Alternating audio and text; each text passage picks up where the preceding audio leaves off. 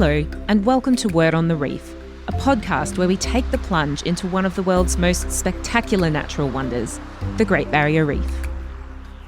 February is a really exciting time on the Great Barrier Reef because it's turtle hatching season, and seeing these tiny, adorable little baby turtles emerging from the sand is so fun. We're going to experience all the joy of turtle hatching in an episode soon.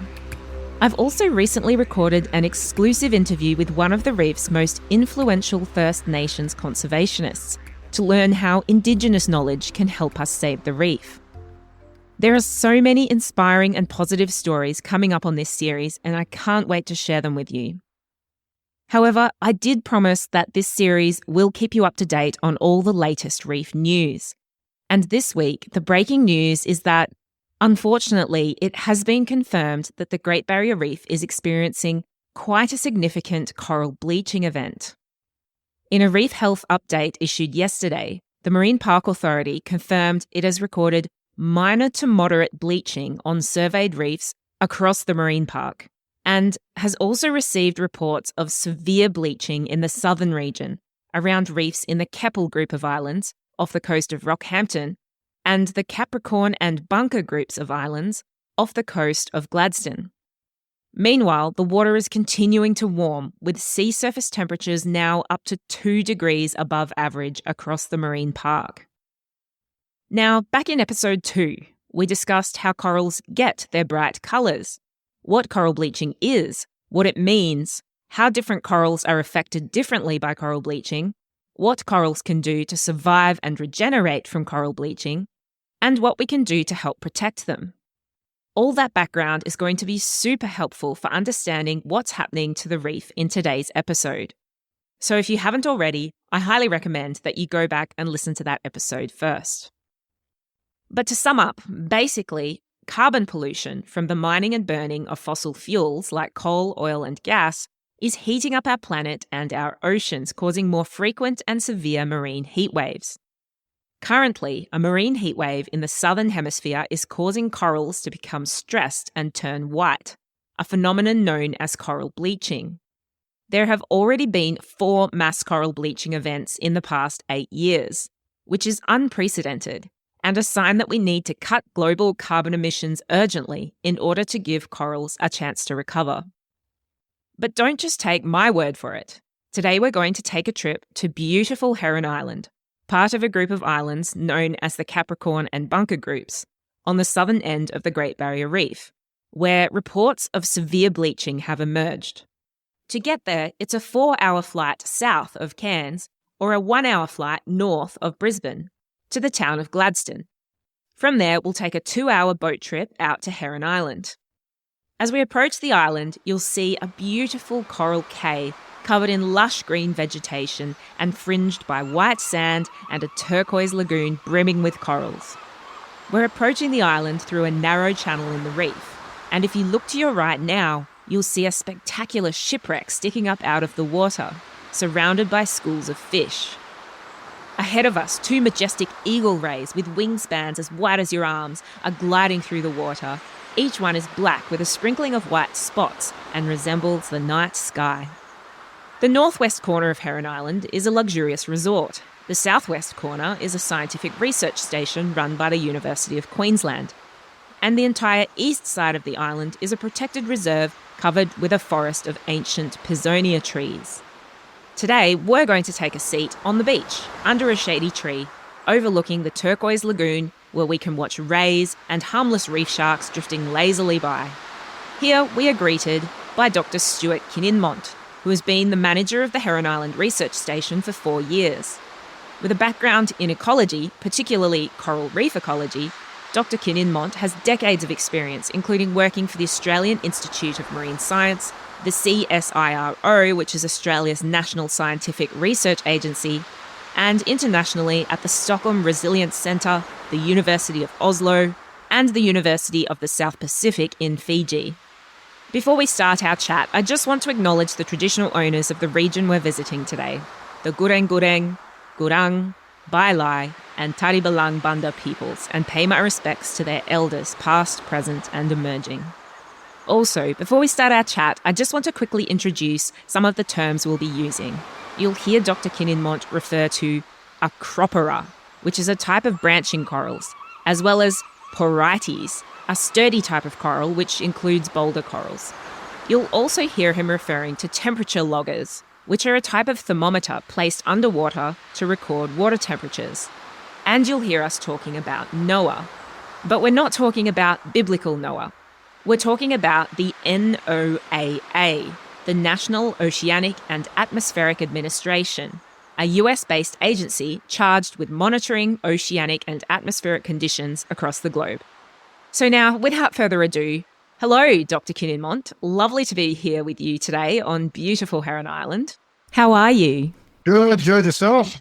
Yeah, good, thanks. To start off with, what's your favourite spot to go diving or snorkeling on Heron Island?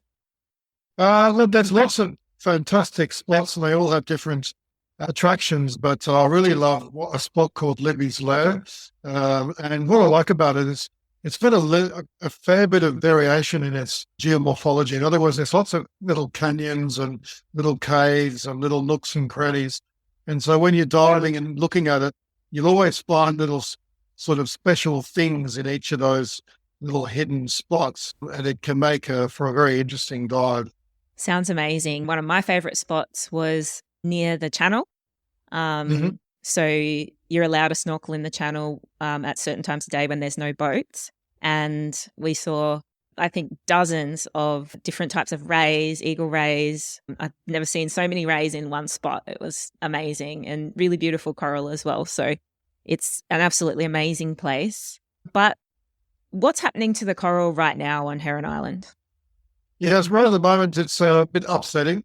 Make no mistake, it's not a great time to be watching the corals. The reason being is that the water has been very warm this last month, and this warmth of the water has been stressing the corals because the algae that sits in their skin, which they farm to make sugar, that algae is very temperature sensitive. And so when the water gets too warm, then the algae essentially starts to break down, causes all sorts of issues. So the coral, one of the things it does is to offload the algae, which means that it's sort of getting rid of its production of sugar.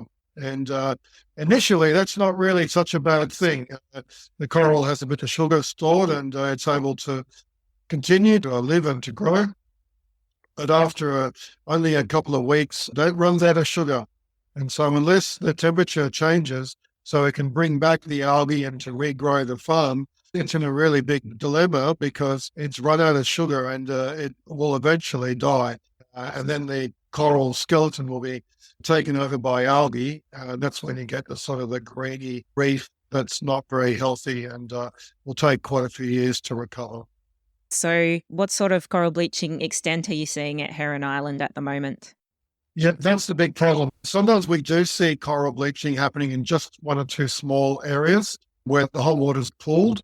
But this last week we did a survey a week and a bit ago right around Heron Island, and we found extensive bleaching in the whole area. So all the reef flats and some of the reef crest is showing considerable signs of bleaching. About 60% to 100% of colonies are affected.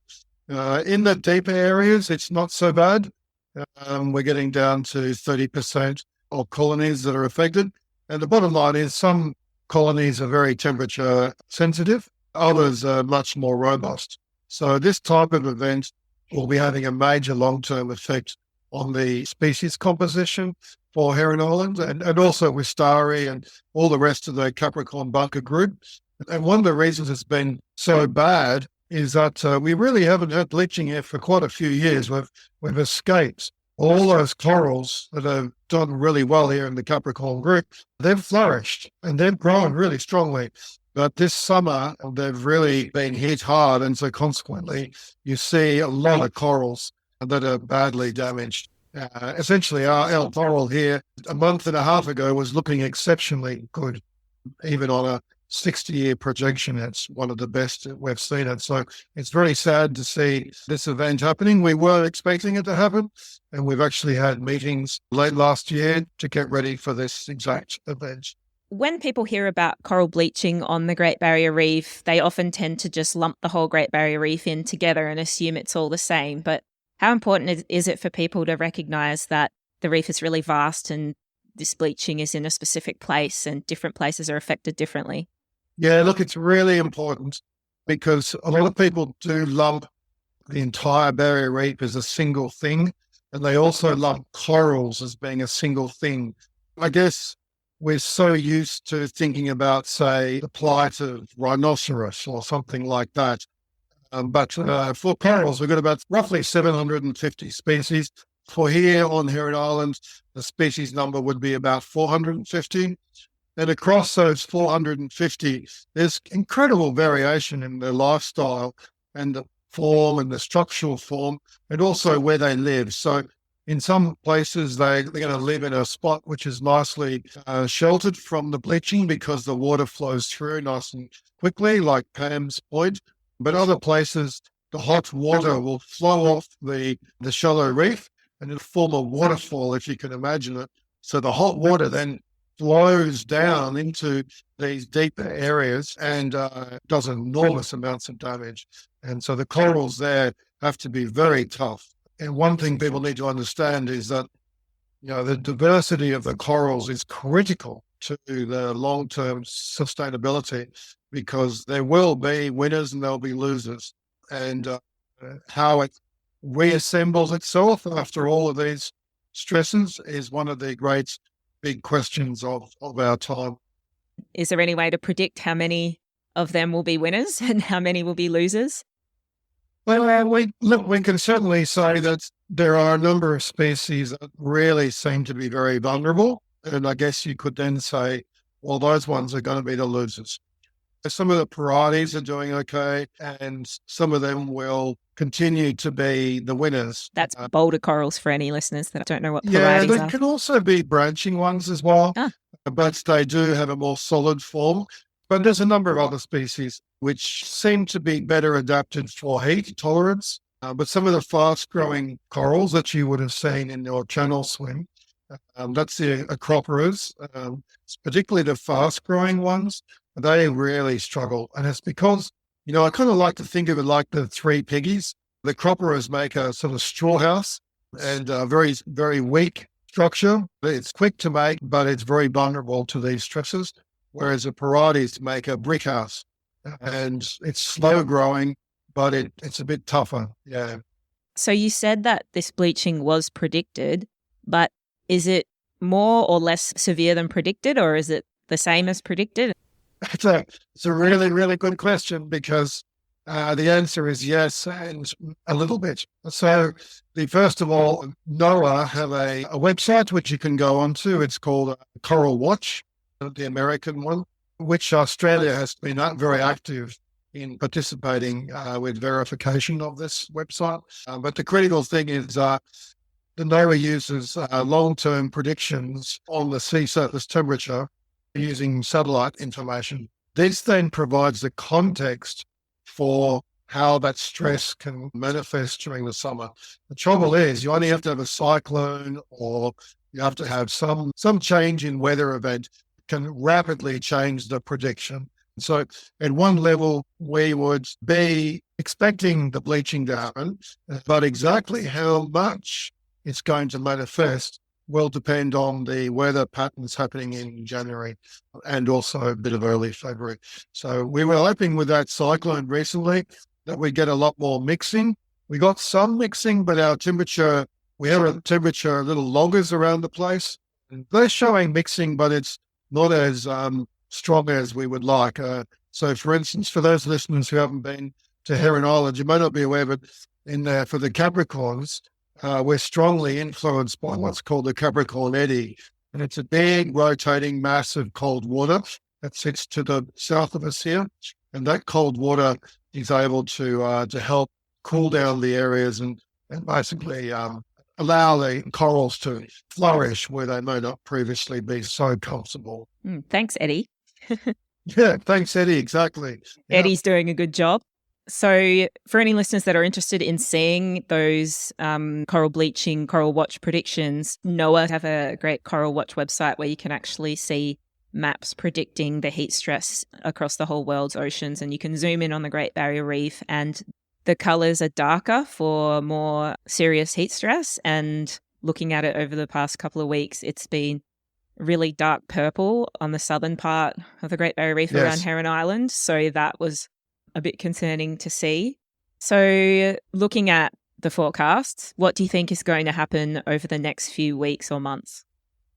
Well, I looked at the temperature logger yesterday, and the pattern is that it's has cooled down a little bit. That's partly because we've got a fairly nice, steady southeasterly wind, which is pulling in a bit of cold air from, well, down south. Now it's relatively cold air. It's not cold, but what that's doing is it's slowly taking away some of that heat for us anyway.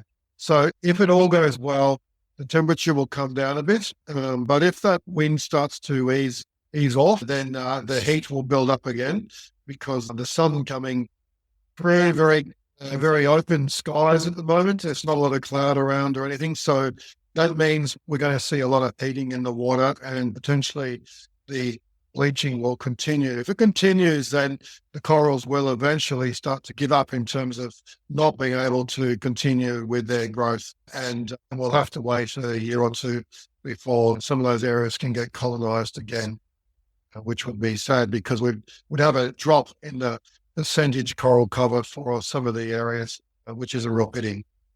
Yeah, well, we'll all have our fingers crossed that the cool winds keep blowing for you. But I guess, we shouldn't have to be relying on luck of the conditions at the time or some clouds or some wind. The long-term solution to prevent these heat waves from affecting the corals is to do with climate action. Is that right? What do you think is the most important? Yeah. Look, there's very little you can do at a local scale. Like a lot of people think that there must be some engineering solution, tarps, feeding the atmosphere, etc. That's just rubbish. But the bottom line is the reefs are so extensive, so complicated, and the only thing that can be done is to dramatically reduce the carbon dioxide and methanes being put into the air, because that's the only thing that's going to stop the parts per million of these gases from increasing. And the science is very, very clear that while we are increasing the parts per million of carbon dioxide and methane, we are just going to have to expect more and more warming events. It's a very simple chemistry. It's been known about for 150 years. And the corals are really sending us a very, very clear message to humanity that we're getting close to overstepping the mark. And if we don't do something very soon, then it really won't matter what we do. What are scientists on the island doing as the bleaching unfolds? Are there any ways they can make the most of this event to learn more about how corals respond to bleaching, or is the bleaching interrupting the research on the island?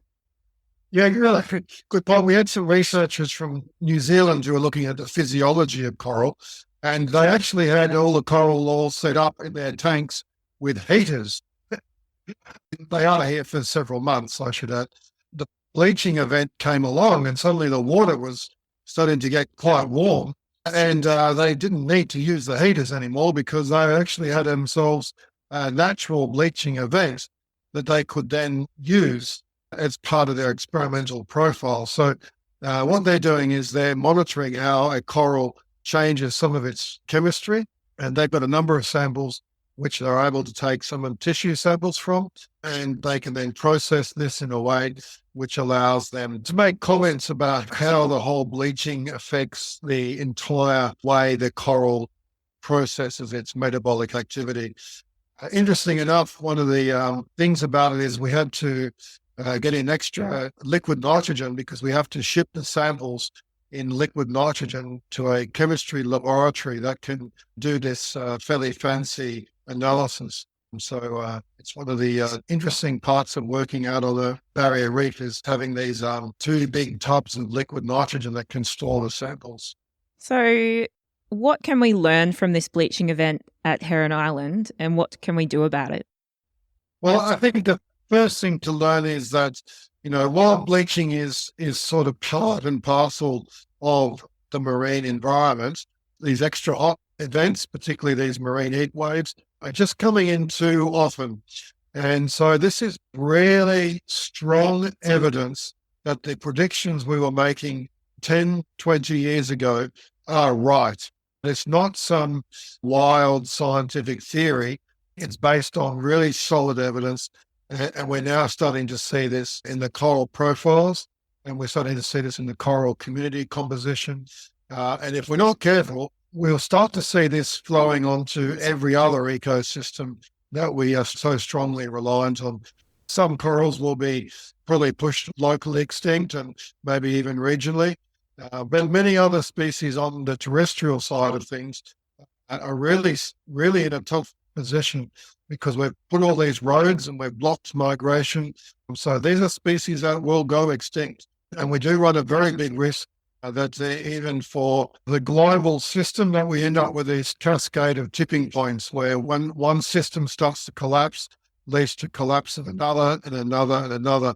And before we know it, the world that we used to think was so gorgeous becomes this horrifying mess where we're trying to reassemble how we're living on this planet. And the corals are sending us a very clear message: get your act together or you're going to be in deep trouble. There's never been a better time to get that message. Absolutely. I've heard it said that the Earth doesn't need humans, but humans need the Earth. So, in millions and millions of years, corals may regenerate and re-evolve. But humans right now, 64,000 humans depend on the Great Barrier Reef for employment. People depend on the Great Barrier Reef because of the wonder and the beauty and the inspiration that it gives us. So right now, the corals are giving us a message to take action. So speaking of action, if there are listeners who want to do something to help protect coral reefs, even if they don't get to go and visit coral reefs all the time like you and me do, what are some things they can do?